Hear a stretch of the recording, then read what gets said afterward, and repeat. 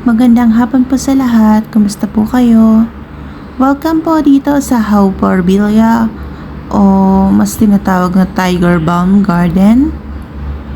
Ito ay tinayo ng magkapatid na si Au Bun Hao and Au Bun Par noong 1937. Ito ay Oriental style theme park na nasa hillside villa at located sa Pasir Panjang Road in southwestern part of Singapore. Ito ay may mga statue at saka may mga large dioramas that reenact several mythical Chinese and Buddhist folk tales.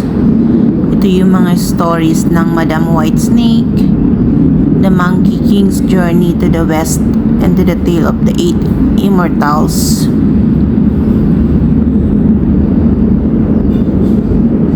At hanggang sa kasalukuyan, ito ay operated para puntahan ng mga kabataan at saka mga turista. Ito pala ay dating mansyon at nakatira dito si Au Bun Hao at naging overseas Chinese merchant at nakompleto siya noong 1936.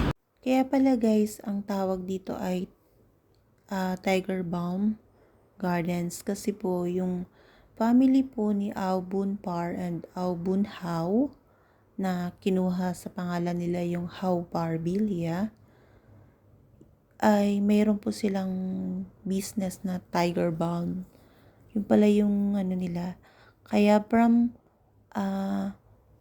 nag-move po sila galing sa Burma papunta sa Singapore para mapalawak yung business nila kasi maraming nag-aangkat ng kanilang produkto sa Singapore kaya mas pinalawak nila yung kanilang negosyo. Ang park na ito ay merong 1,000 statue at saka 150 giant dioramas depicting scene from the Chinese mythologies, folklore, legend, history, and illustration of various aspects of Confucianism.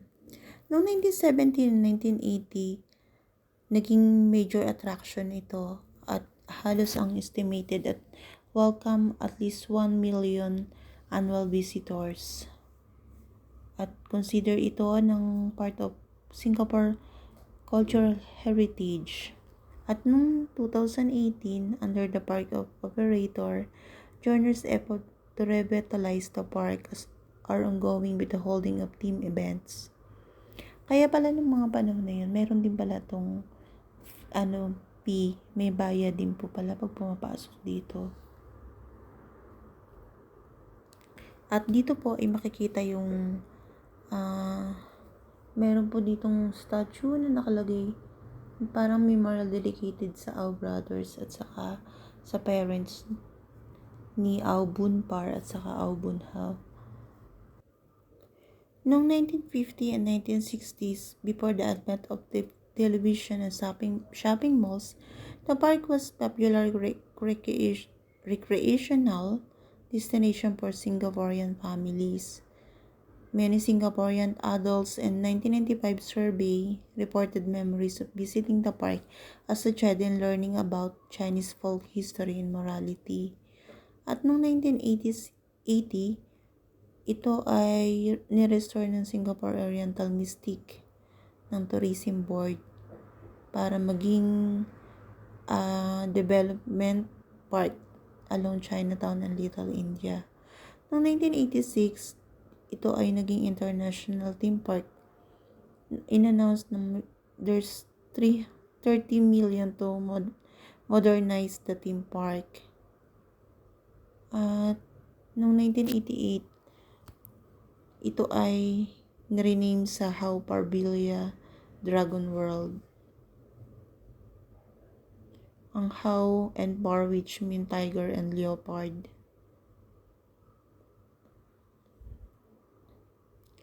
At nung dati, meron palang bayad dito ng $18 at $10 for the children. At noong 2006 at saka 2012, ginawa na siyang inoperate na yung park. At noong October 2020, close ito para sa renovation at nag-open ulit siya noong July 1, 2023 para sa restoration ng works at saka welcome guest. Thank you so much!